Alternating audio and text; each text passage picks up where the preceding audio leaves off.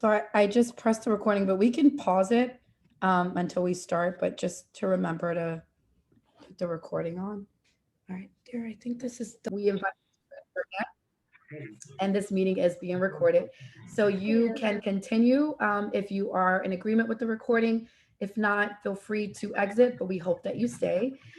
We record our meetings for educational purposes, for evaluation purposes. In addition, we like to get the word out on our YouTube channel to other people to spread the word. So again, thank you so much for being here. Letitia Stewart, to you. Okay, thank you so much, Ms. Moore. As Ms. Moore mentioned, my name is Letitia Stewart.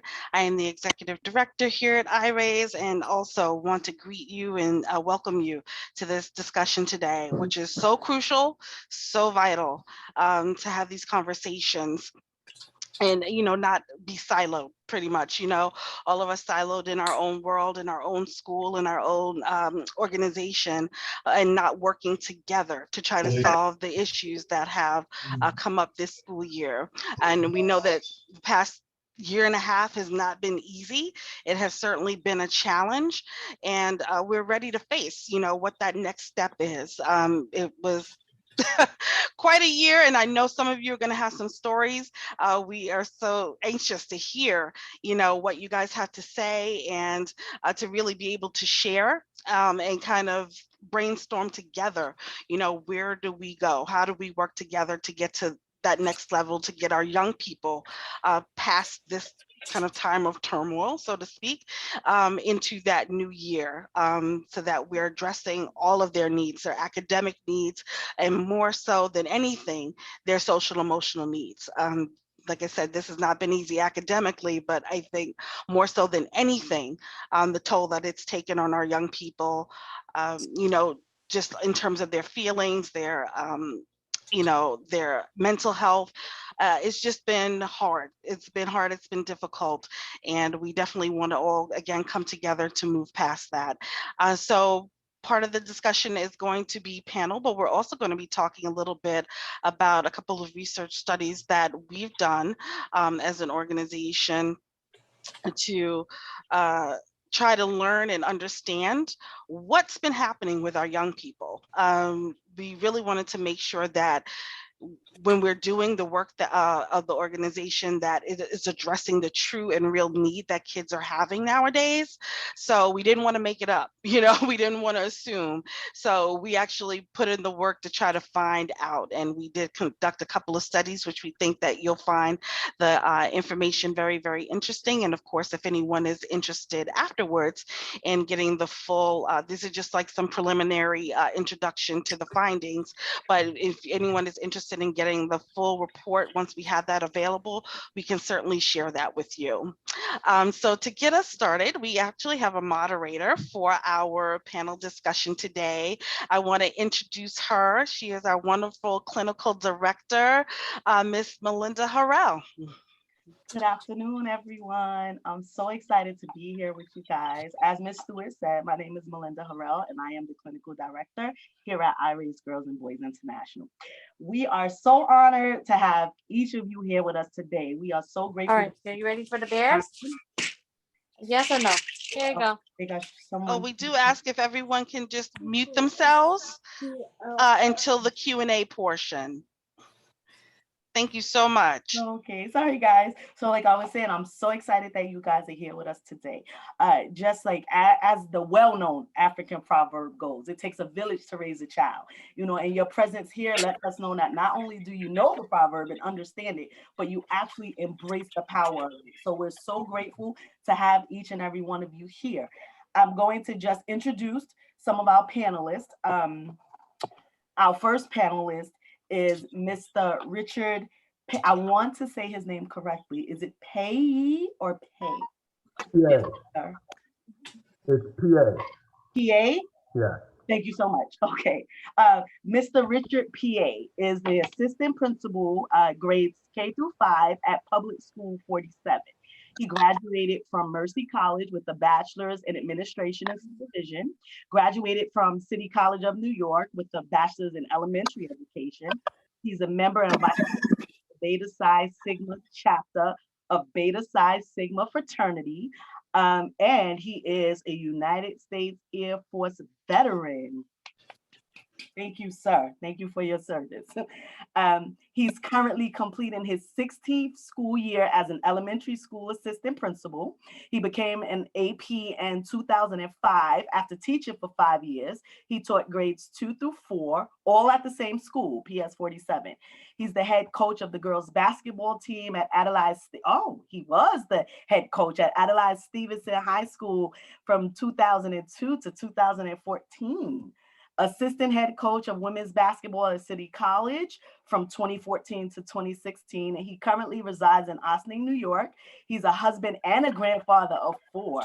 Wow.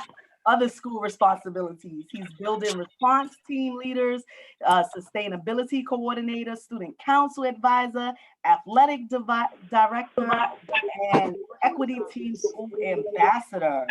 Awesome. Thank you, sir, for being here with us. Thank you for having me.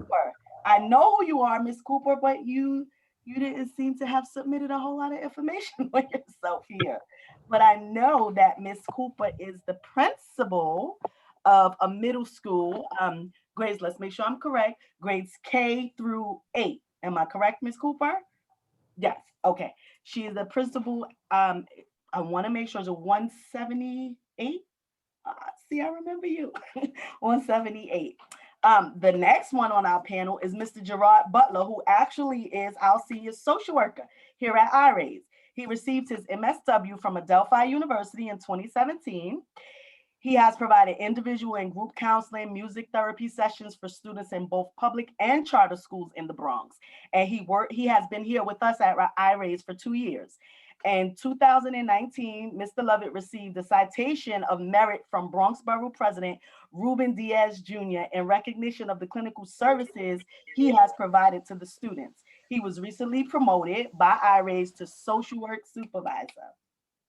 And then actually, before you go, I just want to actually, Principal Cooper, I do have her bio.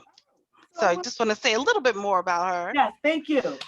Absolutely. So, of course, Principal Cooper was born in Brooklyn, New York, born, raised, and stayed in the community and is educating our kids now. She's a mother of 2 wonderful children.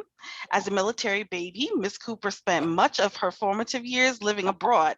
She spent 10 of those years living in Germany. And Ms. Cooper returned to live in New York full-time in 11th grade and graduated from George W. Wingate High School. She attended Baruch College and then went on to Brooklyn College, where she earned a master's degree in elementary education. So she taught for many years. She enrolled in Mercy College, where she earned a second master's degree in school building leadership. So previously she's taught at PS 156 before becoming assistant principal at IS 392. And she's currently, as Ms. Harrell said, the principal of PSIS 178, all of them located in Brownsville, Brooklyn. So she is a very hands-on leader. We have seen her in action in the building.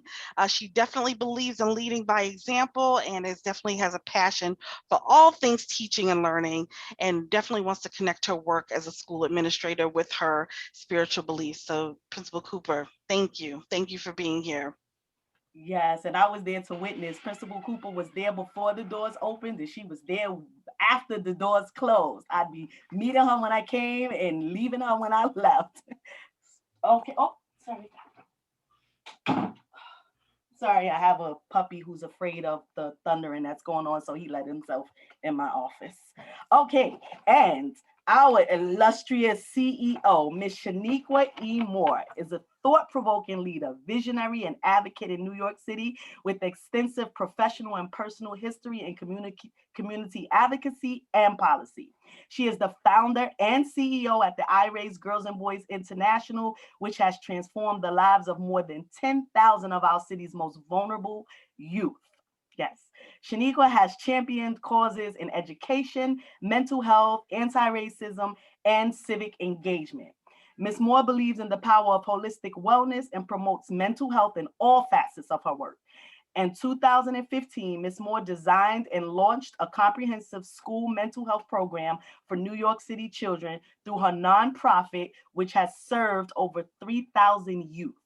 Since the onset of the pandemic, Ms. Moore has remained at the forefront of mental health, advocating for mental health services for young people in New York City, while also providing essential mental health services to hundreds of children to cope with trauma and loss. Ms. Moore has also been a vocal leader in the Black Lives Matter movement in New York City, organizing community forums and panels, training community-based organizations on how to adopt anti-racism models, and creating circles of healing for Black communities. Shanequa Moore's visionary leadership is not only inspiring, but also critical for children and parents alike in our community and citywide.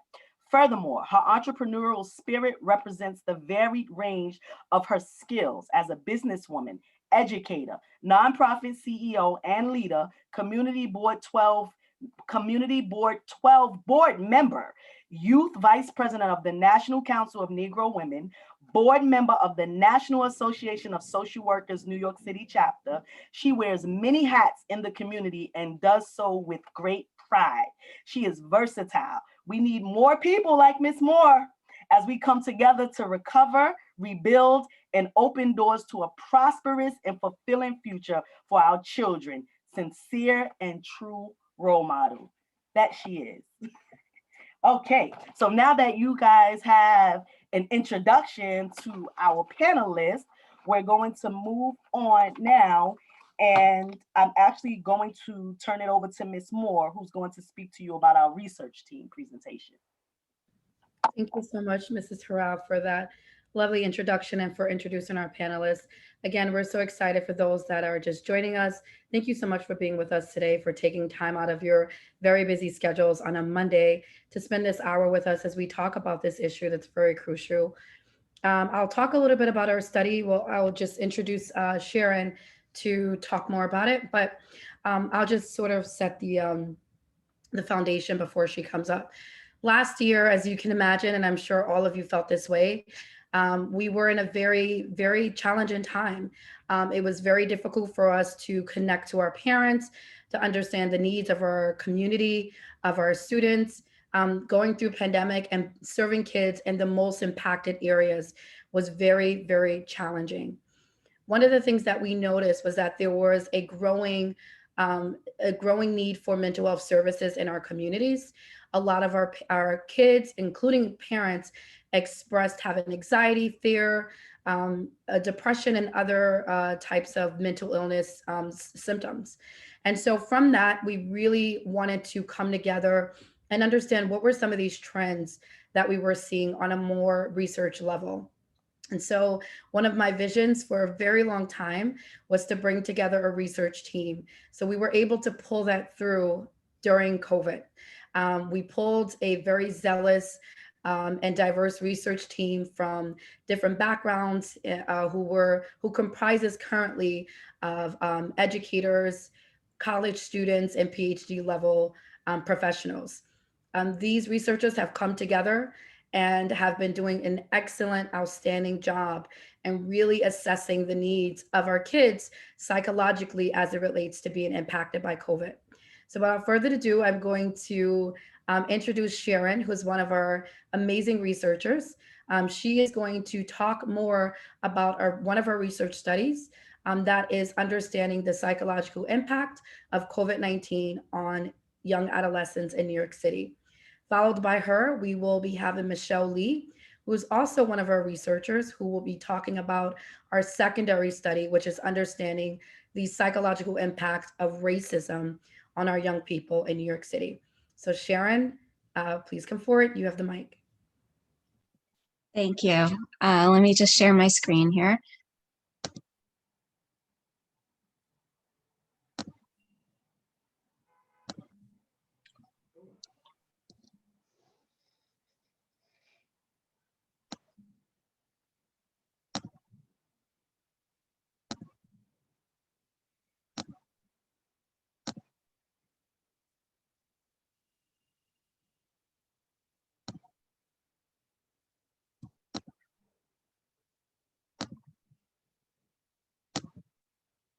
Okay, can everyone see that?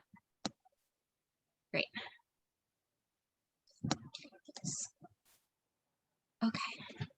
So as Ms. Moore mentioned, the IRA's research committee has been working on 2 surveys of New York City adolescents over the past academic year. One was on the psychological impacts of COVID that Michelle will talk about in a few minutes. And the one I'm going to talk about today is about the impact of racial injustices on adolescents. So the purpose of the survey was to assess the emotional, social, and psychological impacts of recent racial injustices nationwide on New York City youth.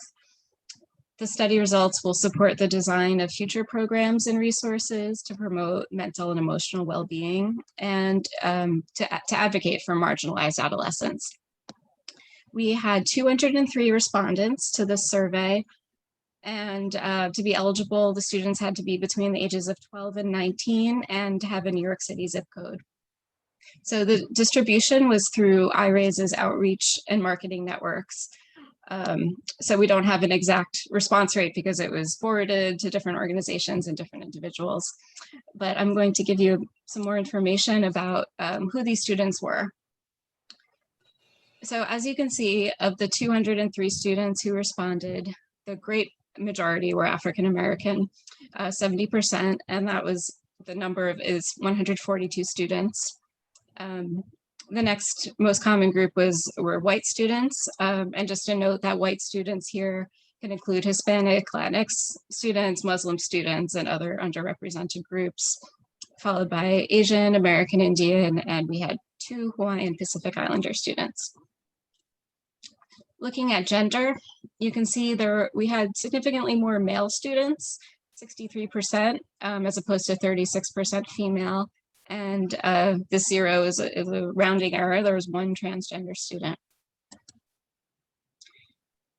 Looking at the zip codes, we noticed that the majority are from Manhattan, 81%, followed by Brooklyn, Bronx, Staten Island, and Queens. And since there were so many from Manhattan, I broke it down a bit further. And you can see Chelsea and Clinton, Midtown, and Central Harlem make up about half of that population. And then from descending order from there were other neighborhoods represented as well. Have to do the right thing.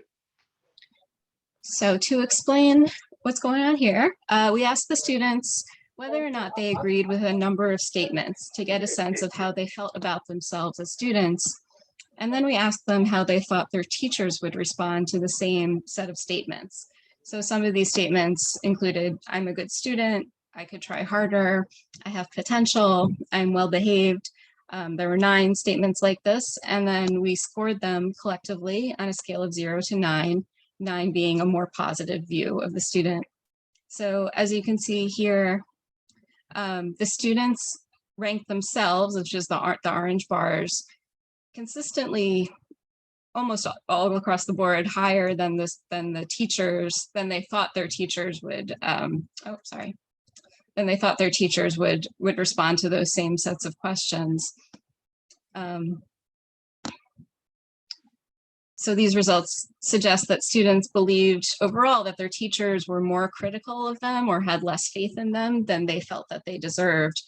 We can also see, just looking at the overall scores, they're sort of hovering around the midpoint of the 0 to 9 at about 4.5, suggesting these students on average did not have very positive views of themselves.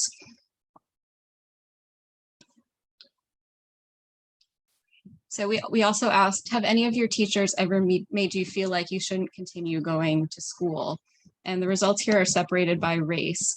So the total of each color should equal 100%. So for example, of the 142 Black students that we surveyed, 63% said yes, I've had teachers made me feel like I shouldn't continue going to school, 36 no. And very similar among the white students, 62. Again, these are striking, and that across the board, there's a high percentage of students who've been made to feel this way. We also looked at microaggression as a way of understanding what these students are experiencing. So as opposed to outright violence or blatant discrimination or exclusion, microaggression is defined as the more mundane racial actions that people experience. This can be subtle and blatant verbal and nonverbal insults that happen automatically or unconsciously. It could be layered insults based on one's race and race gender group and or the cumulative effects of all of these. So students were asked to rank how often they experience seven different types of microaggressions. And they're asked on a scale of 0 to 4, 0 being never and 4 being almost every day, how often they experienced these microaggressions. And the statements included things like people act afraid of you, people act like you're dishonest, you receive poor service, or you're treated with less courtesy. So on a scale of 0 to 28, a score of 28 would indicate that a student experienced each of the 7 kinds of microaggressions almost every day, and 0 would be never experiencing any of them. And this scale was adopted from a study. I put the citation at the bottom if anyone's interested, that looked at African Americans in higher education and the workplace. So as you can see here, the Black students had the highest average score in terms of experience with racial microaggression, followed by the white students, and actually decreases by the number of students in each racial category. So we can see that microaggressions are being experienced regularly by students. You know, this is something that's happening in part of their lives consistently, and this is also consistent with other research that shows Black African Americans in particular experiencing this kind of discrimination. Here, just to take a little bit of a closer look, here's a breakdown by gender, and we can see by adding that in, that across the board, the females of each race were experiencing more and more frequent racial microaggressions than the male students were. And this can be an area for further research. You know, this to some might be counterintuitive. So we also wanted to be attentive to students' relationships with their peers, excuse me, especially as they're going to be going back to school and having more interactions. In blue here, you can see we asked, how often do you fear discrimination from peers? And that's represented by these blue bars, excuse me, the orange. How often do you actually experience racial discrimination from peers, both from 1 to 10? And you can see that, again, these are high scores. American Indians had more fear across the board, except for, again, these are 2 Hawaiian Pacific Islanders. Across these 4 racial categories, there was a greater fear than actual experience. But overall, the fact that these are all above average indicates that students are stressed about interacting with their peers, and that they may have anxiety or feel threatened by them. So looking outside of schools, we wanted to get a sense of students' experiences with the police. And as you can see here, this is the percentage within each race that was unfairly stopped, questioned, or threatened by the police. And again, these are quite high. 69% of the 13 Asians were stopped. 67% of the 142 Black students self-reported being unfairly stopped. And these are high percentages, suggesting this is something that could be very well impacting students' psychological, emotional, and academic responses in school. And just briefly to look at this breakdown by neighborhood, we can see in blue is the number of students stopped in each neighborhood, and orange were students not stopped. And I put them together this way so you get a sense of how many students we're talking about from each of the neighborhoods and boroughs. But as you can see, Chelsea and Clinton, which was one of our more populated, 25 out of the 31 total students report being unfairly stopped. And across the board, most of these findings are half or greater than half, and suggesting that this is not a localized problem in one part of the city, but it's sort of spread evenly across the places we looked. So we wanted to know a bit more about who students were reaching out to when they're confronted with racial injustice. And as you can see here, the orange bar, the teachers were more frequently contacted than the school counselors, which are the blue bars. So 59% of African-American students who were confronted with racism reached out to a teacher versus 25 who reached out to a school counselor. And this could also be an area for further research, as there are many potential reasons this could be happening. So we wanted to get a sense of how involved, politically involved, how knowledgeable, aware these students were of racial injustices and what's been going on. You know, there's been so much in the last year. So as we can see, these are high across the board. 86% of our Black students have attended a protest, rally, and or religious gathering in response to racial injustice incidents, followed by 92% of white and of Asian. So we can see overall, these are engaged, aware students. And taking it a step further, we asked on a scale of 1 to 10, how interested are you in joining a racial justice group specifically associated with your school? And there was a lot of interest here. The mean score for African Americans was 7.16, well above average. And again, across the different racial groups, there's high support for doing this kind of group. And again, just looking at across boroughs and neighborhoods, we can see that it's also consistent. The sample mean of 6.47 across the whole city. And again, just consistently high, not localized in one area.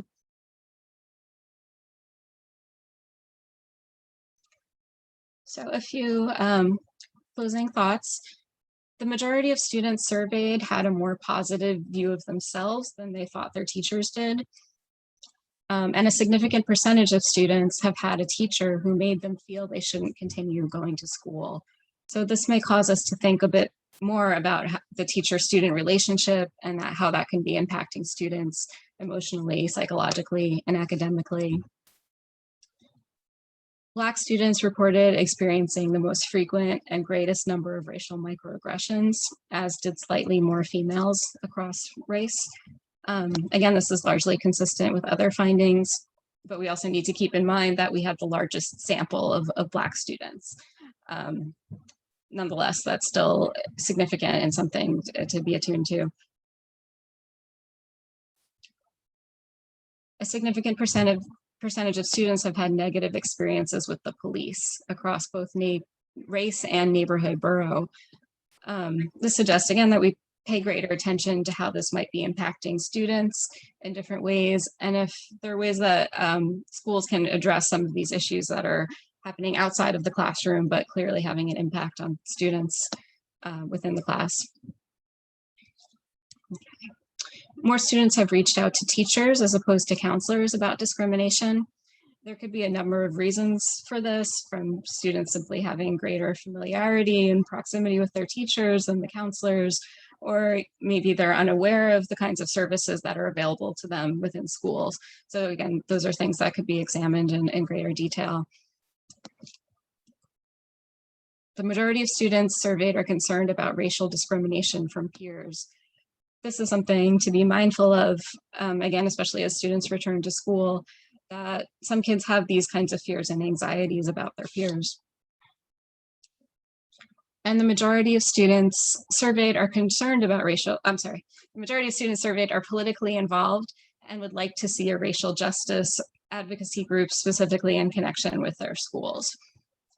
So these are all things to think about as students return to classrooms after being home for so long. All these findings ultimately relate to different kinds of social interactions, which is an area that will change a lot in the coming year. So I hope that being aware of some of these that are of greatest concerns to teens will be useful in considering what kinds of programming might help them readjust. And if you have any questions or would like more information, you can email me at this email address here. Thank you. Thank you so much, Sharon, for that.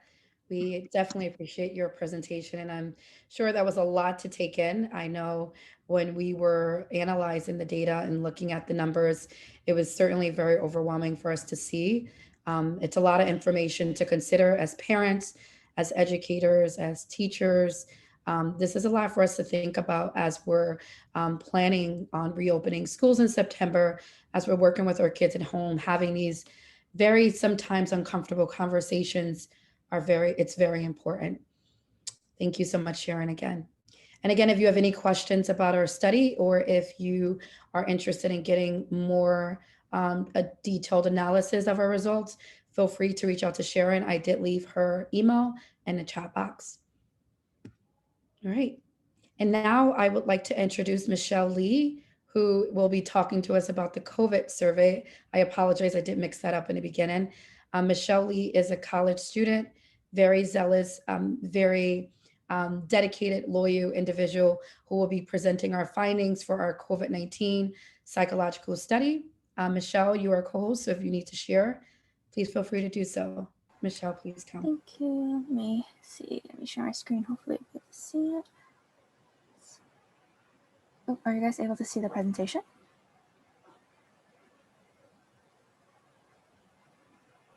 Yes. Okay.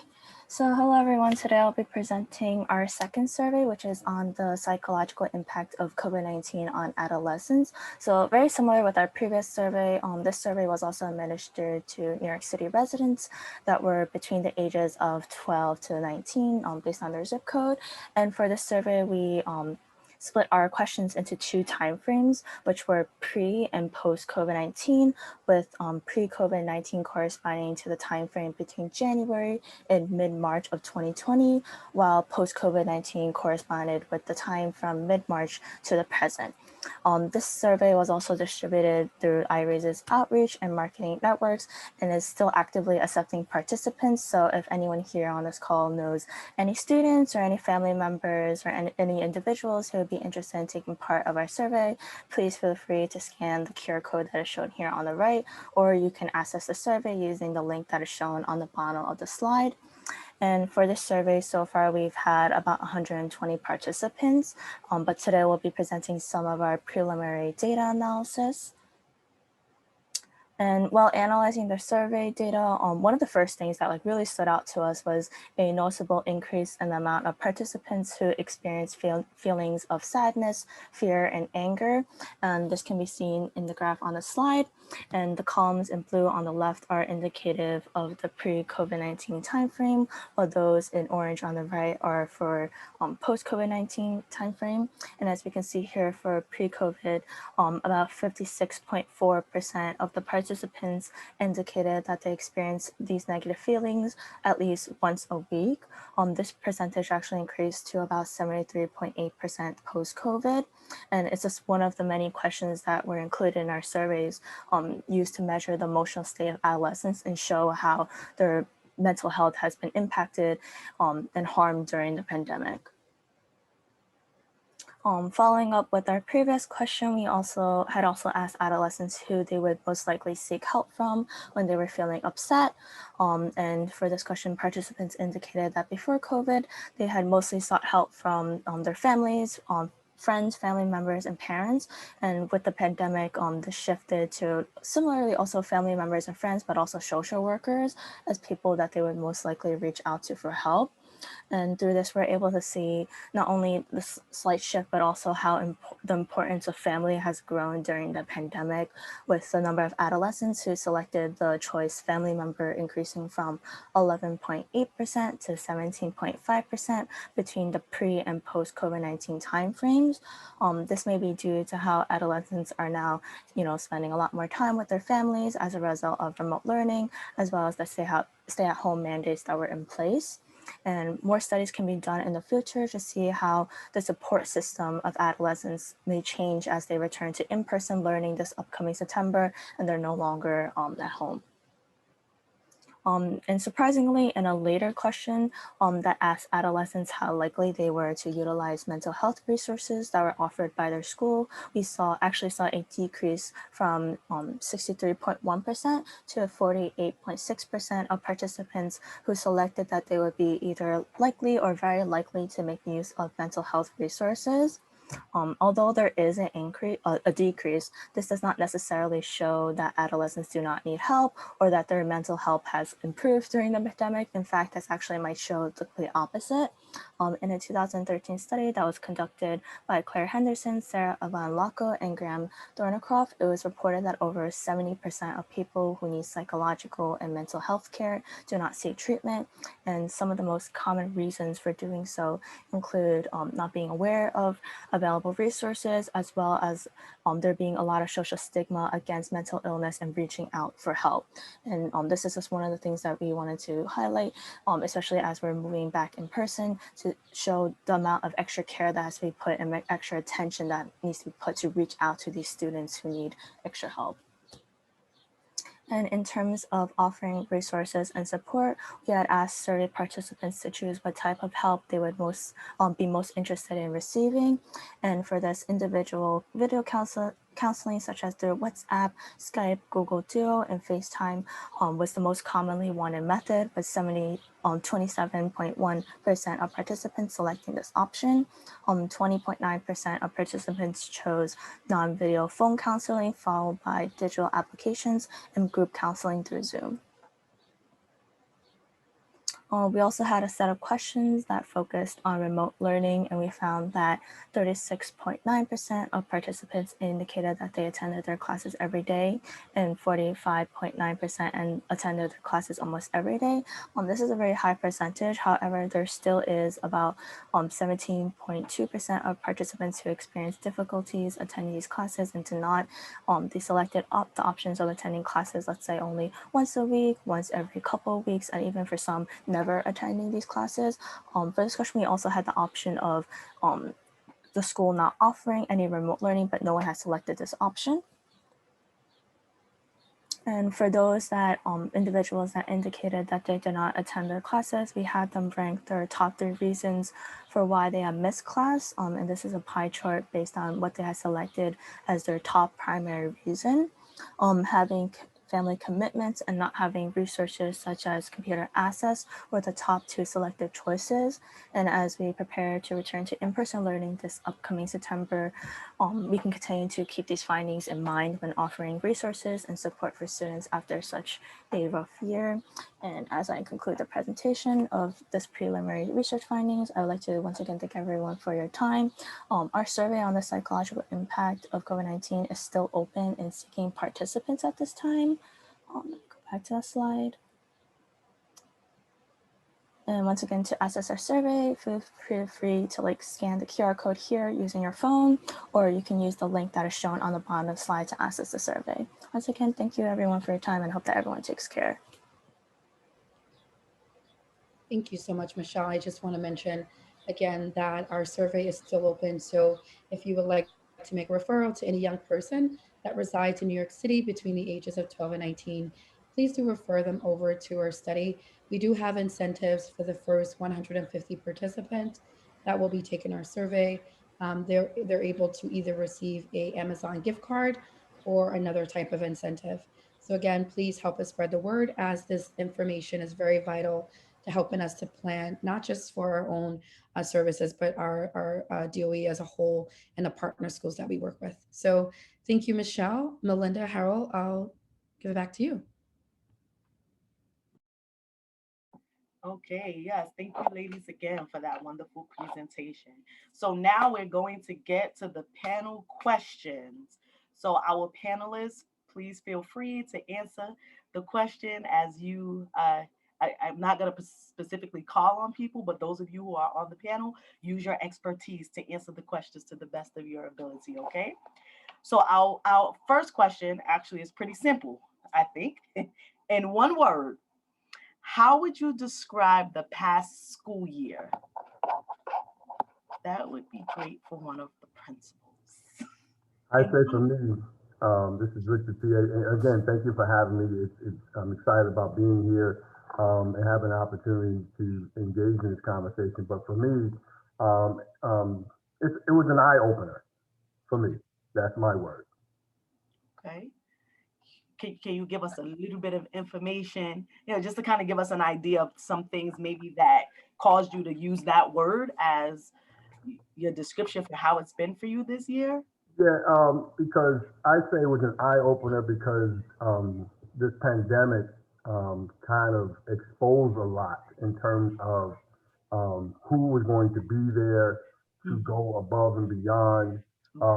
It exposed, which families would really set the foundation for education in their homes and which ones did not, and so a lot of these things were coming to the forefront, and it made for a lot of challenges, to having to call parents every day and for them to tell you, what do you want me to do? I don't know what to do, and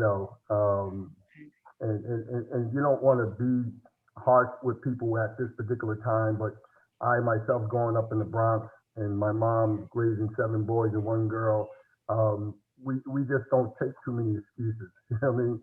And so we come at it you at a different way. Okay.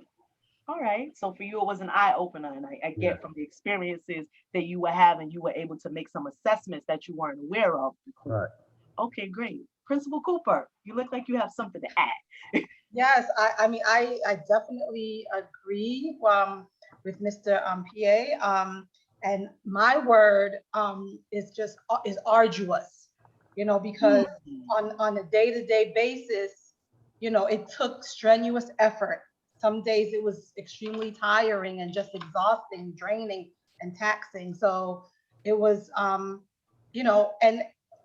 while fulfilling, it was a fulfilling year, but an arduous year. And just to piggyback a little bit on what Mr. Peay said, the efforts that we had to put forth to try to stay connected with all of our children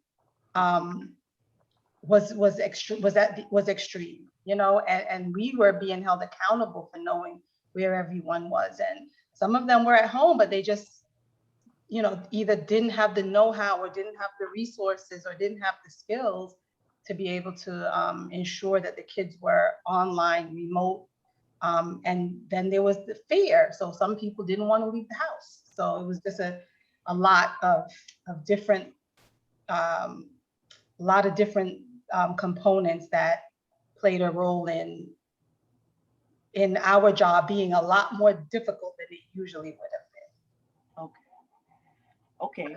So arduous, you had to put forth a whole lot of effort, and it sounds like in different ways, and maybe not always getting the result that you wanted. So actually, both of you gave such descriptions that it kind of hit some of the other questions that we had as well. So if you could, I'd just like you to expand a little bit more in terms of what did you do to kind of communicate with parents differently? What changed for you? So at 178, I mean, we basically had to pull out all the shots, right? So we had to use many different forms of communication. Okay. Of course, we used the platform Google Classroom, which allowed us to email the families, but that was if the families accepted our invitations, and therefore gave us their email. So the staff at 178 was extremely incredible at the onset of the pandemic in kind of getting together that contact information. And so we were able to create, mass email distribution list. We started using Remind, which allows parents to get text messages right to their phone. And then, teachers use things like Class Dojo. We use snail mail. So we had to use, we really had to use every single form of communication that we could possibly reach for in order to stay connected. Okay. And I know at PS 47, Again, we use Class Dojo. Okay. We had a parent coordinator work with some of the school aides in the building to make sure that we got as close as possible to parents signing up for My Schools account. We work with the PTA president to have monthly meetings and try to come up with different themes for the monthly meetings. We had other school aides that would make phone calls on a daily basis. If school started at 8:30 and kids were not logged in, we made those phone calls to those parents.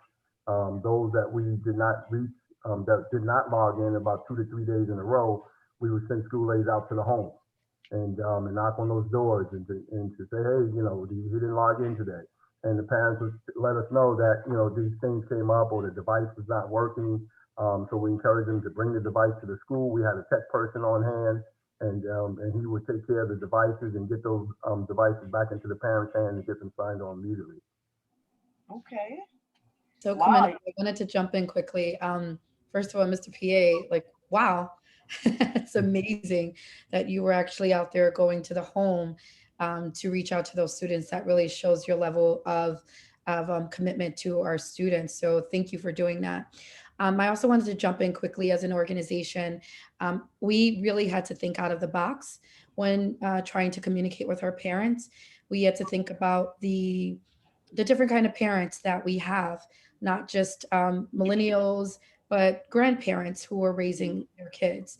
So it wasn't just reaching out to them in a digital way, but in a way that made sense to them. So I think it was a lot of effort, like Mrs. Cooper talked about, utilizing every type of method there was possible to try to reach parents. It was very difficult because a lot of times we understood that parents were so swamped and overwhelmed by so many emails and text messages.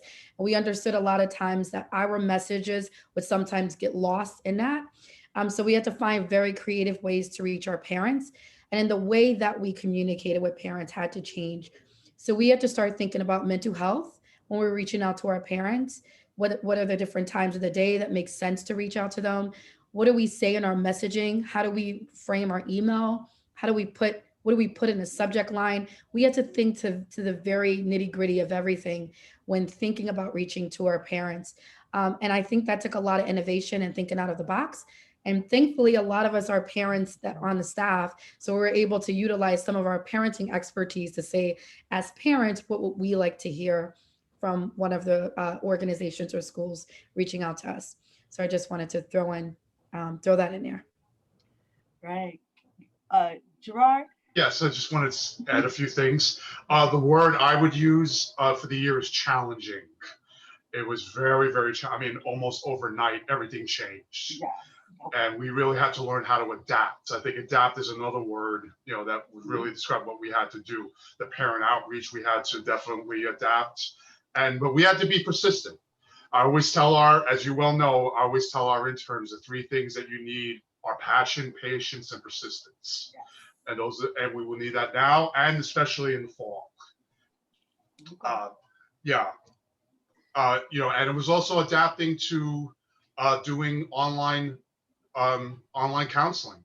Is that essentially for me personally, that was a whole new world.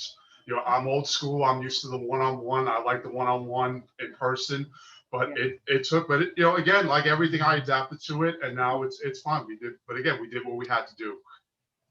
Yeah. Mm-hmm. Yes, you did. You rose to the occasion, making my job a whole lot easier. Thank you. Thank you. Okay. So we have enough time. I'm going to ask maybe 2 more questions. So with all of the information that I was just given, I'm thinking, what do you think? Well, answer with either a yes or a no response, right? Do you feel like your students will be academically ready to excel in the upcoming school year? So first we want you to answer with a yes or no. Yeah, I know it's challenging because there's a whole lot that's going to come with that yes or that no. But initially start out with your yes or your no, and then take about a minute to kind of help us to understand your perspective. I'm going to be honest and say no. Okay. Right now. Okay. Principal Cooper? I will also say no. I do feel like, you know, this year has left our kids at a disadvantage, academically as well as social emotionally. So I think it's going to take they're not going to, they are able to, Right. but it's going to take a whole different kind of work on behalf of the school and the families. Mhm. So this last question, I would also like, you know, parents, everyone who's here, if you could, I know that you won't have the opportunity to speak because you're not a panelist, but what you think and how you feel is really important. The service that we provide through iRaise, you know, we can only provide the most optimal of services if we really know what you guys need and what you feel like your children need, right? So I'm going to pose this last question to the panelists, but I'm also going to pose it to our entire audience and just ask you guys to put some things in the chat. Myself, Miss Stewart, Miss Moore, we're going to jot some things down, and hopefully you guys will give us some really great ideas so that we can even continue to incorporate some things to make it easier in our transitioning back into the school so that we can give the children the best start for this upcoming school year. So the final question is, what supports do you anticipate needing for your staff, your students, the parents, and yourself in this upcoming school year? So while panelists, I'm going to ask you guys to, you know, verbalize it. Everyone else, I'm going to ask you just jot a few things down in the chat. And you know, someone from iRaise, we're going to be taking notes because we really want to know what you guys feel like you need to make this next school year easier for you. And actually, here's the good part. People should be able to unmute themselves and actually say and share. So feel free, anyone who would love to share some of your perspective on how this year is going, we would love to hear. How has this year gone for you? That includes parents. We absolutely want to hear from you as well, because we know you've had an experience too. Are you sure they can unmute, Ms. Stewart? Yes, everyone should be able to unmute themselves. Yep, you should be able to mute yourself if you want to jump in on how, just share your experience as a parent or as an educator. And as you're getting yourselves together, Mrs. Cooper or Mr. Peay, if you want to jump in and answer that question first, feel free to do so. So I'd like to share. Go ahead. I'm an educator as well as a parent of a 6-year-old. Okay. And at the beginning of the pandemic, I felt as if I was working double, like I was working extra hard. At one point, I was sort of like multitasking, try to teach my students as well as manage my 6-year-old. Wow. And at times it was very difficult to manage. But it all worked out. And I mean, I feel like I could have done more as an educator.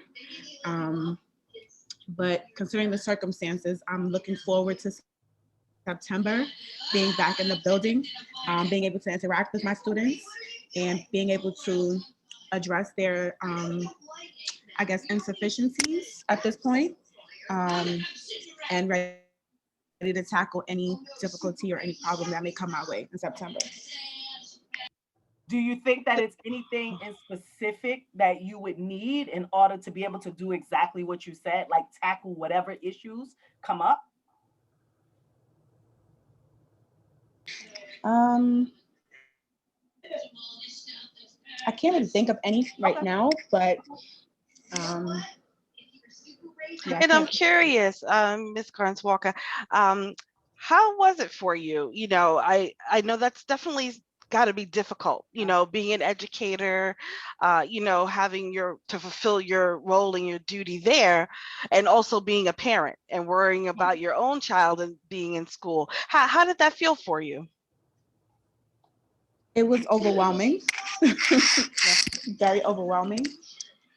And at some point, my son actually started going to school 5 days a week. So that was a relief for me. Okay. What was he going in person from the from the beginning, or you From the had him beginning, working he was remotely? remote Okay. completely, and then he went to 3 days a week, and then 2 days a week, and then about 3 months ago, he started fully 5 days a week. Okay. Okay. That's amazing. I'm sure that was a big relief for you. Definitely. Believe me, it was for me, even though my son is older, he's 17. So, but just from that high school perspective, you know, they kind of started going in a little bit later in the year, going in person. And, you know, so that definitely was a challenge. He did not like remote learning at all. 100% wanted to go back into the building, but you know, as you all mentioned, I know Principal Cooper mentioned that fear, you know, of sending the kids back in, and I definitely was one of those parents that had that. I would definitely will say one of those parents that had that fear as well. So thank you so much for sharing your experience and your perspective. Oh, and I see you mentioned that you found yourself constantly making adjustments. I think that definitely came along with this year, right? Adjusting at every point. Mr. Peay, you wanted to share something? Yeah, I just wanted to, I know with at PS 47, and Shanequa and Letitia's been to my school, we are going through a cultural change right now. And what I mean by that is that we're now beginning at the beginning stages of having those courageous conversations about race, and which we never had to do before. And so with that being said, we've had a couple of professional developments wrapped around identity, what's in the name, and really trying to hear student voices. But at the same time, we had to tap into self, you know, and just to give you an idea, if I can, about our school, you know, right now we're K to 5. We have a makeup of our schools about 68, 70% Latino students. Right. And then you have about 20% Black students, and then you have Bangladesh and Arabic. But yet our teaching staff is about 85% white teachers. And then you have about 10% Black teachers, about 5% Latino. And then our Latino teachers, you know, they're only working in the classes that are the bilingual classes. And so that's a question, you know. And so now we're saying, okay, so this is the makeup of our school. So what can we do as a school collectively to now understand the culture of our school, to understand the students and their parents? And so we started having these conversations, and they were a little tense at first, but now I think, you know, we're coming to some understanding one day at a time. And so moving forward, when we come back into school in September, you know, the first thing that we need to make sure that we do is get to know our students a little bit more than we have been in the past, you know. And once we start to understand our students and understand who they are and start to hear their voices a little bit more, and then check ourselves as well, and you know, we can start building from there. And so we talked about, you know, having more extracurricular activities after school, you know, setting up academic programs other than the ones that we already have, but maybe other academic programs along with extracurricular activities, and tap into the teachers' talents to see who can do what, you know, because, you know, a lot of times we pay vendors to come to the school to do certain things when there's talent in the school that we can do as well, you know, and that saves us money in the long run. But if we all buy into being part of the school culture and making sure that there's joy in coming to school every day and wanting to be there, then yes, we can be successful.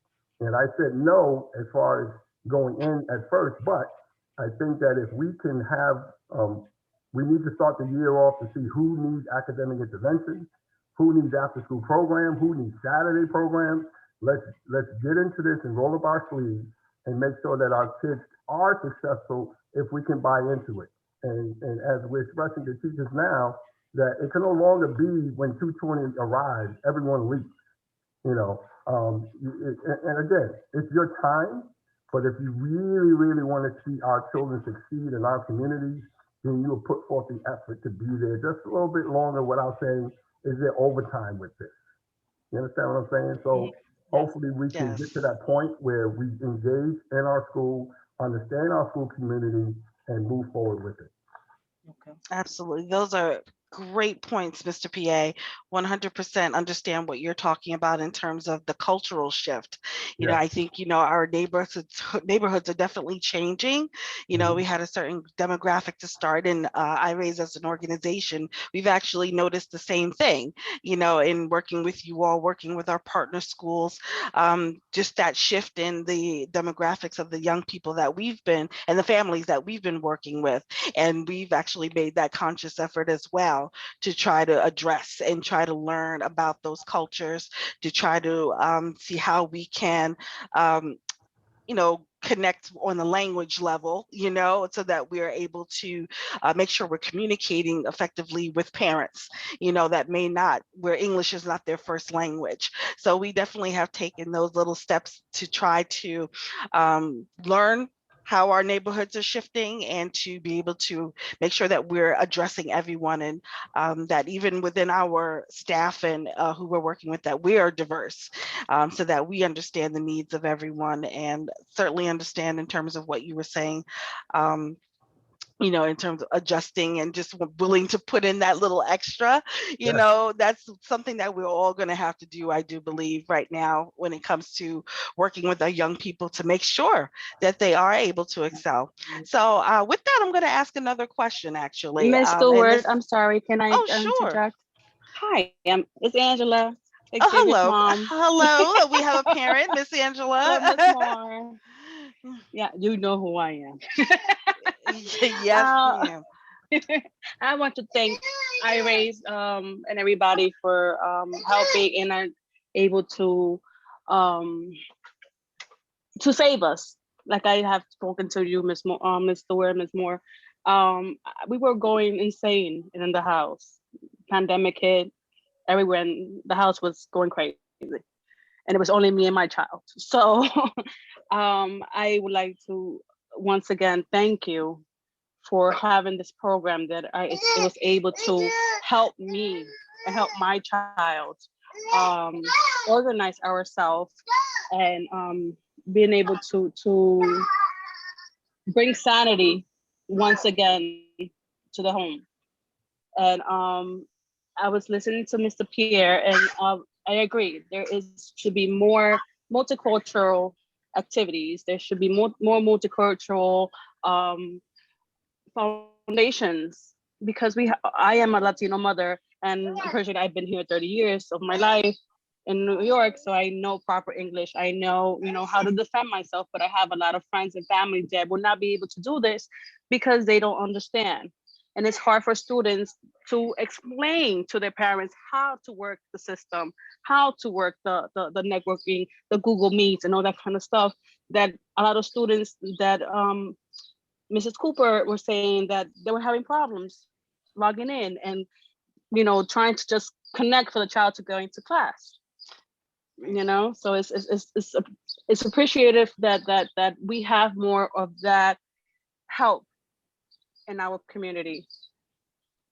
Oh, and we're glad to be here to help everything you. you have done for me and my family and everybody. Thank you so much. Oh, thank you. We love Xavier. So yes, thank you for a second. Thanks, Angela, for bringing that up. You mentioned something really important, and Mr. Peay, he actually touched on it. And I was just blown away at the fact, Mr. Peay, that you're having those conversations already with your students. Honestly, I teach anti-racism trainings to adults, and I can tell you, and Letitia can vouch because she's done a training with me once, and it is very uncomfortable. It feels like you're pulling, you're pushing a mountain when you're having those conversations, and that's with adults. So imagine what it's like to talk to our kids about it. It's very uncomfortable, but it's happening. It's real. They know it. They see it. They can see what's going on in the world. Most of this is televised, is publicized, and so we have to be able to build programs, especially in our schools and even in our home, have these conversations about race, incorporate ethnic-centered approaches, have more multicultural approaches in our classrooms and our schools. Mr. Peay, and I know Mrs. Cooper is doing it too. Kudos to both of you for doing that. It's important. we strive to try our best to make sure we're approaching everything from an anti-racism lens, because it's really important that we're involving race whenever we're working with minority students, whether Black or brown, Hispanic students, Asian, Middle Eastern. We have to think about race, because the fact of the matter, and we've seen it in our survey and our study, that kids are impacted by race. They're experiencing racial trauma. They're experiencing microaggressions. They're able to understand what's going on. And so we have to create safe spaces and circles of healing to have these kind of conversations. We really need to be thinking about this, especially when our schools reopen in September. So I just wanted to say that. Angela, again, thank you so much for bringing that up, and to you, Mr. Peay, as well. Thank you. And can I just add a couple more words about the support? Of course. Please Thank do. you. Please do. Of course, I agree with everything that has been said. And then just in terms of resources, I think one of the things that we definitely have to invest in as a school is one-on-one tutoring to meet the individual needs of our kids. So hopefully the resources will be there for that. And then just ways to really assess the kids so that we really know where they are and teachers know, who they need to target. So I think just having those things, as well as the extracurricular activities like Mr. Peay mentioned, but I think those are two areas that are going to be very important, because with the kids coming in, with the deficits, we want to be able to assess them and really know where they are so that we can meet them at those points. Okay, great. Principal Cooper, what you said actually touched upon the question that I was going to ask, really. And so you could probably expand a little bit more if there is more that you feel can be said. But the question was, in terms of thinking about the past year, has it made any apparent any gaps in education policies or procedures that really the academic community should be addressing? And I think that having tutoring, that's actually part of this, is a huge gap that doesn't actually exist right now. I think so. I'm wondering if if there's anything else that you think seems like we need to address it. I think one of the things that this pandemic has shown me is that in a lot of classroom environments, there just needs to be more than one teacher, right? Whether it's, a college student, volunteers, I feel like teachers need as much help as they can. One of the things that we had this year was Tutor Corps, and they put tutors into the classroom to just help the kids with their math. So I think, just getting away from, that one teacher could just do it all, I think every classroom should have at least 2 teachers. And I know that, that's a big ask, but I think it's very much necessary. And it is important, for the teachers to be able to coexist and work together and have synergy and working together. But I think it would truly be a help for the students in terms of catching up. So I think that's one. And I think for us, one of the things that we're looking at right now is looking at the curriculum and continuing on this courageous conversation about race and making sure that, what we're doing in the schools is culturally relevant. So we're starting to look at our curriculum by use of a scorecard and looking at things and saying, okay, what is it about our curriculum that is not representative for our students? Now we're starting to see that a lot of our students are not represented in the curriculum. So what do we do to change that? And it's not to say that we want to scrap our curriculum, because we do use teacher college curriculum, but at the same time, we want to say, all right, let's look at our libraries, let's look at our books, let's look at the units of study. Let's try to incorporate as much as we can so that our students can identify a little bit more than what they have been doing in the past. Because with this pandemic, again, the eye opener that I spoke about before, it exposed a lot of things that we were kind of just taking for granted before in the past. Just like we talked about with our 5th grade teachers, you're doing a unit of study about, whether children should drink chocolate milk in the cafeteria compared to, drinking other milk. And we're saying with all that's going on in the community and society, we got a unit of study that's talking about chocolate milk in the school cafeteria. I think we could do a better job than that, And so these type of things we have to address a little bit more, but it's only going to happen if, again, we as a staff become more self-aware of what's happening in society, so that we can bring resources into the classroom to help our students identify what we're learning and how they can achieve. Oh my so God, I thought profound. that was only my class doing that survey. I did that class too, Mr. Peay. I did the chocolate milk class. There you go. So I'm curious, Mr. Peay and Ms. Cooper and Mr. Lovett, you is there a question? What would be the question that you would ask to kind of replace the chocolate milk question? Well, I'm thinking in terms of, the things that happen in society in terms of, whether you should wear a mask or not wear a mask, whether you should get vaccinated or not get vaccinated. These conversations we can have with our children, even though they're in elementary school. We tend to think that because kids are in K to 5, that we can't have real conversations with them. And you can. It's just a matter of how you interpret the question, how you bring it, how you can tweak the question so that students can have a better understanding of what you're asking. Yeah, so I agree. I think definitely some of the current events that are going on, but then just things that are going on right there in their community. Food insecurities. What are some reasons? Why is this? Why is our neighborhood food insecure? Why is there so much gun violence in our neighborhood?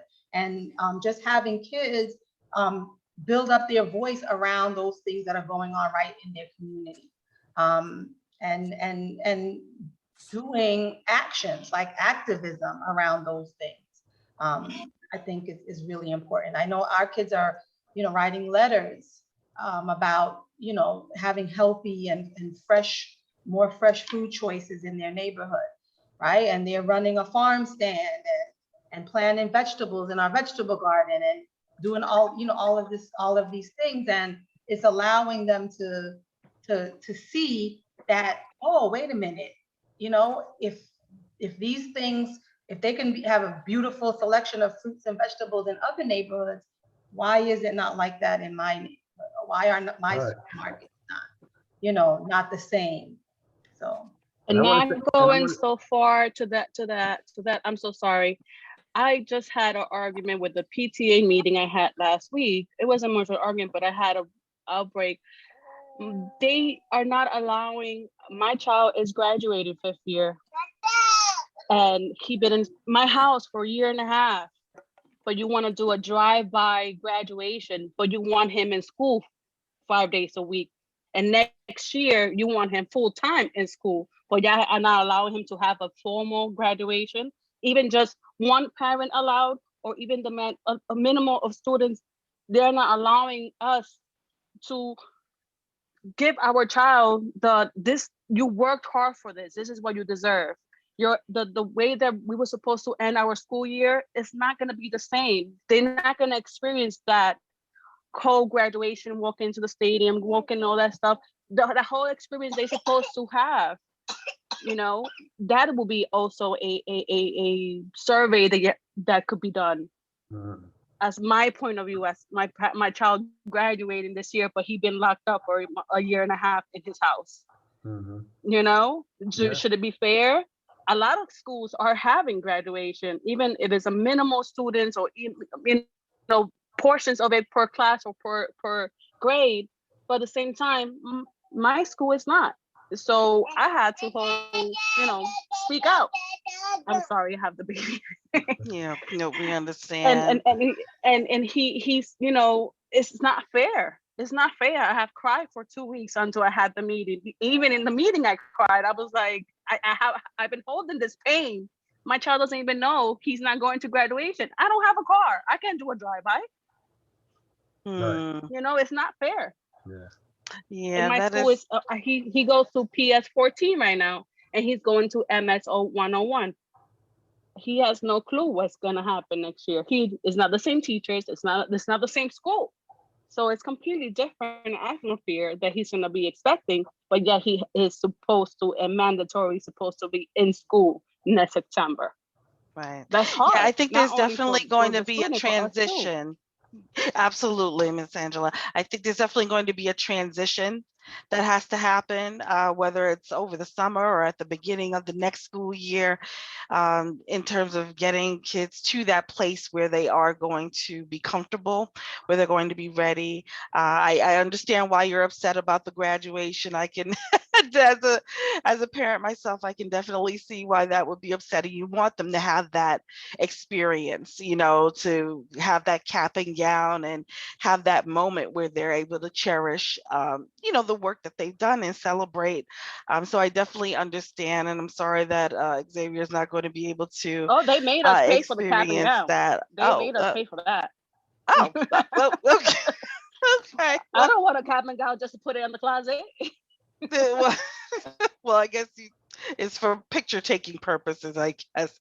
So I'm curious, just you know, I know we have to move on. I want to move on to our Q&A, but I did have one final little question in terms of like the social emotional support and getting kids ready for the next school year. I think, you know, kind of what occurred with like our special education students. I think that was always a concern as well for this past school year. The kids that were receiving in school services like speech therapy and counseling.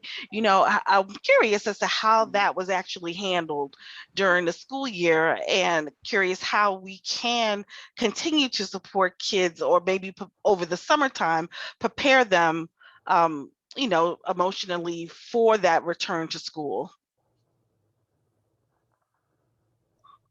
I think You can go ahead. Oh, so I in our school, what we did for our in-person students was we got our paraprofessionals or a sub teacher who was responsible for making sure they logged in for speech or whatever related service they had. And we encourage as many of our special education students to come to the building as possible, because we were finding that a lot of them were not getting their services because of whatever hardship of, you know, making the appointment or the timing of it. For us, it was just easier to have them come into school, and then we could assign someone who could log them in at their particular time for the different, you know, because we had some kids whose parents just refused services during the entire pandemic. They were like, yeah, no, we don't want it, because we don't want it in, you know, at home. If they were at school, it would be fine, but no, we don't want it at home. So, and I guess, you know, parents have their reasons for making these decisions, but what we tried to do is just, you know, encourage as many of our special ed students to be in the building so that we could assist them in getting their related services. Okay, and Mr. Peay, did you want to add anything to that? The irony with us is that most of our special education students were coming to school, and most of our special education teachers were remote. You know, and so we had that challenge, but you know, we adjusted. Again, we have paraprofessionals in the classrooms, and one of the things that we understand about our population is that, you know, kids love computers, and so we had to make sure that teachers were very creative in the things that they did on a day-to-day basis when they're playing. So our kids, when they came to school, you know, again, getting in touch with them, checking in, what the moods were. In my school, there's 4 supervisors. I supervise grade 3. So I made sure that the teachers took the kids outside every morning prior to starting the school day. So school started at 8:30. I told the teachers to keep the kids outside, let them run around, whatever, until about 9 o'clock, and then we brought them back in. And then we started our curriculum for the day. But then throughout the day, you know, kids are getting on Padlet, Jamboard, you know, things that kept them engaged all day, you know. And that was one of the things that we were able to do on a daily basis because the kids look forward to coming to school and playing with their friends in the playground, you know, and then having to tackle the academics for the day, and then able to create things throughout the day on their computers to be able to share out when they have class share out time. That's great. That's great. It's wonderful that we were still able to do something to continue those supports. But it's interesting that you mentioned how a lot of the teachers were actually out and remote. So Yeah. I'm sure that was another huge challenge that you all faced during this past year. Right. You know, so definitely we can appreciate all the hard work that we know you put into this past school year. I know Mr. Lovett, same with you, right? They're doing the telecounseling. So I'm sure, you know, you're working with young people, you know, that have their emotional issues going on. How was that experience for you with the telecounseling? Yeah, I mean, you know, I definitely saw, you know, the social isolation that the students were dealing with. Definitely, we talked about that. You know, I got a lot about that they miss their friends, everything. So, you know, we would definitely be addressing that come the fall. That'll be one of the major things is, you know, having that and trying to incorporate, hopefully even group sessions, even with students that might be, you know, adjusting to being back in the school again. Absolutely. Thank you so much for that. So we would love to open it up, a time for our Q&A. If anyone had questions, I saw in the chat that someone wanted to follow up about that idea of having 2 teachers in the classrooms, and just wondering what budgets, you know, kind of the budgets that schools have, would that be something that's affordable? Like, what do you think? I know in our school, we are fortunate that we have put this in place a long time ago with the former principal, what we call the associate teacher model, in which if it was me, you, Letitia, and Ms. Cooper, if we were all working in school together, we'll have Ms. Cooper will come to my classroom and teach with me for ELA for about 90 minutes, and we'll do that ELA block. And then she'll give me a prep and do social studies, but then go to your classroom, Letitia, and do the ELA block with you. And this way, you can have small group instruction in both classrooms going on during the ELA time. And so during our ELA blocks, the entire building, there are 2 teachers in the classroom during that time. And that's how we're able to do it. But we put that in place a long time ago. Okay, and it seems to work so far? Yeah. And it's good for us because when we do hire like new teachers, we can always have them go into the associate model.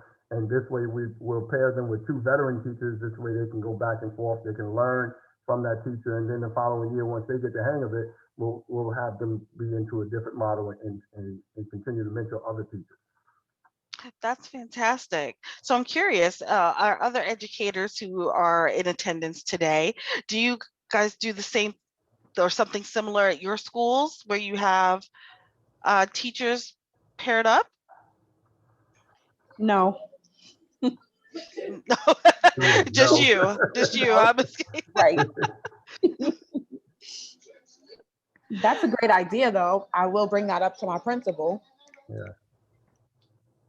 Absolutely. Well, look, that's the whole purpose of this, right? Is that, again, the where do we go from here, right? So we've learned some lessons from this past school year, and you know, how do we pick up? You know, how do we pick up? What do we do next, right?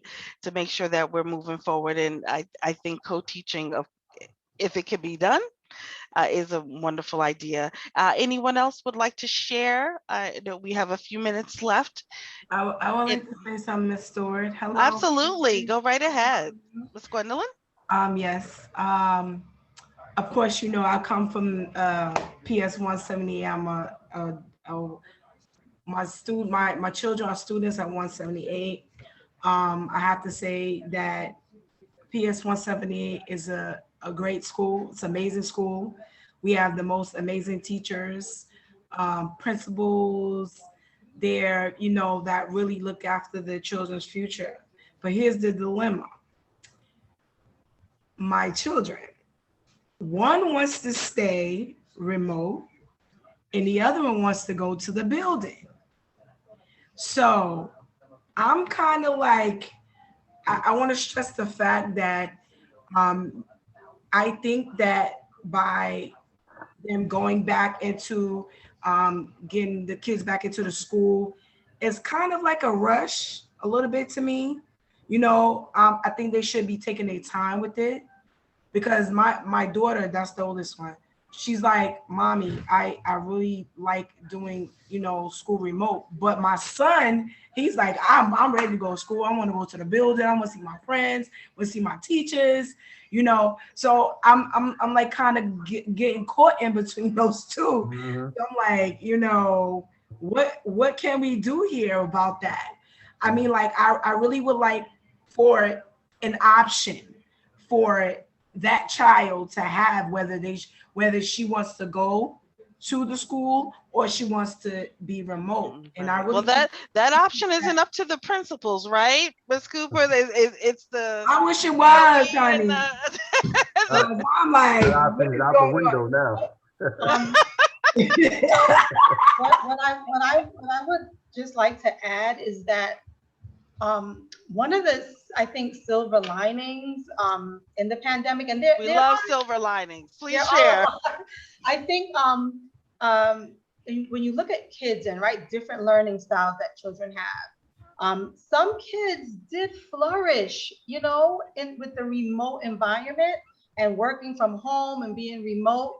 And we saw that, you know, with some of our kids who were, you know, when they would come to school, it was just like they, you know, they didn't want to be around everybody else. They wanted to be by themselves. So for them, this was just the best thing ever, you know, and so I think that it is something that public schools should be an option, right? Should provide, right? A remote option for some kids. It's just what they need, you know. Kids who are introverted, you know, different personalities and different things like that.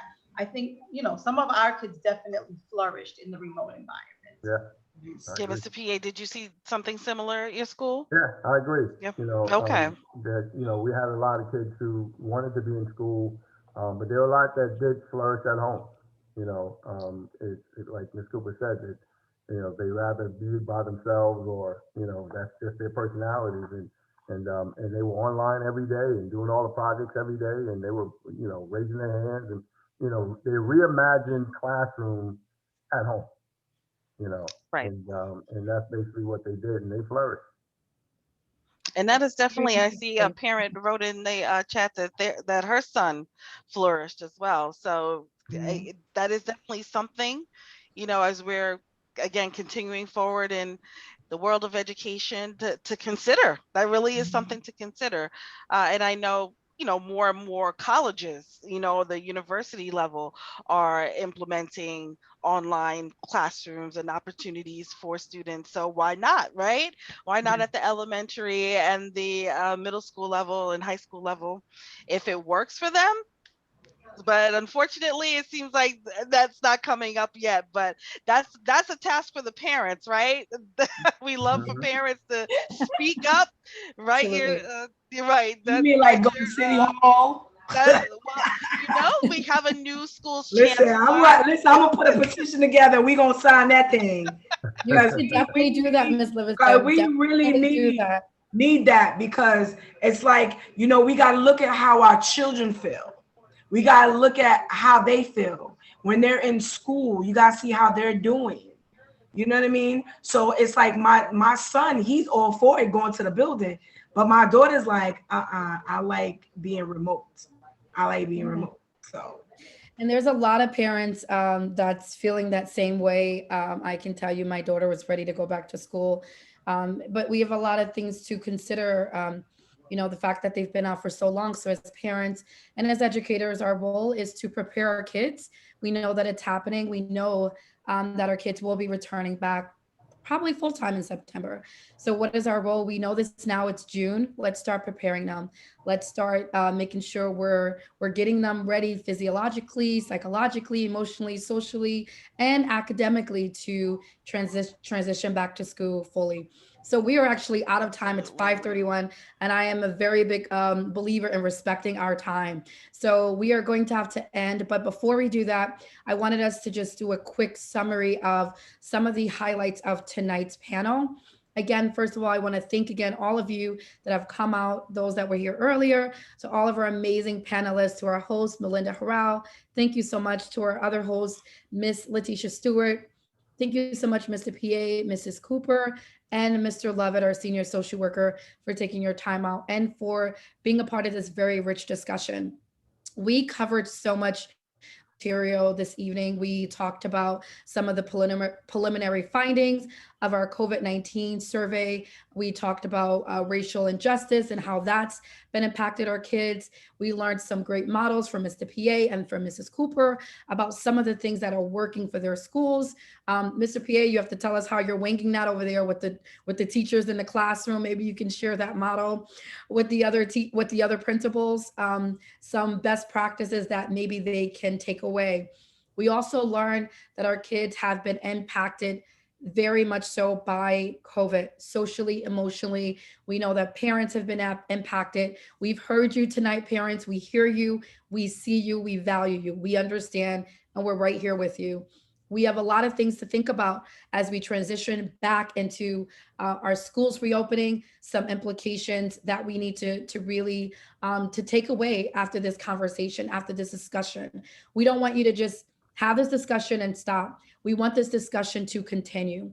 So if you are an educator, and I'm sure you have to do this, continue bringing these kind of conversations to your teachers, to your assistant principals, to your deans, and to your social workers. If you're interested in learning more about our study, we did have a lot of great findings about some of the trends of our kids in terms of how they're looking to be helped socially and emotionally, and the type of programs that they're looking for. I would admonish and encourage you to start considering implementing those type of models into your schools and those conversations in your home. We teach our parents, we teach educators how to have those conversations. So if you are interested in learning more or hosting us for a workshop or anything, we'd love to have a conversation with you and discuss that. Again, thank you so much. And Ms. Moore, I will say just one final thing. Because it was in the chat, and I just want to make sure that we address it because it's something for you and I to talk about.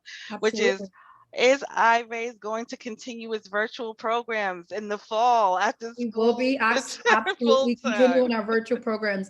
And quickly, one of the things that we noted as one of the findings of our study is if you look at the way our kids are asking for help, they're asking for help online, right? So we can't ignore that. This is the way they communicate. This is the way they see the world. We have to be able to meet them where they are. That's very important. So we will be absolutely continuing our virtual programs. And to the parent, Mrs. Livingstone, go ahead and start that petition. Get the parents on board. You don't know where that may go. Some of our kids, like Mrs. Cooper, they did do well online. They did excel well online. So maybe those are some lessons learned that we really need to start thinking about in the future. But we are out of time. The parents. So again, yes. So again, thank you so much, parents, educators, community-based organizations, panelists. We appreciate each and every one of you. Continue the discussion and please stay connected and stay safe.